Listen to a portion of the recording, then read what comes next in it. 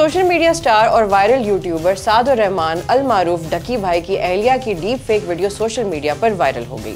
डकी भाई ने इस हवाले से अपने यूट्यूब चैनल पर वीडियो अपलोड की और तफसीर से बताया कि वायरल होने वाली वीडियो दरअसल डीप फेक टेक्नोलॉजी से तैयार की गई है, जिसमें खातून की जगह उनकी अहलिया अरूब का चेहरा लगा दिया गया है।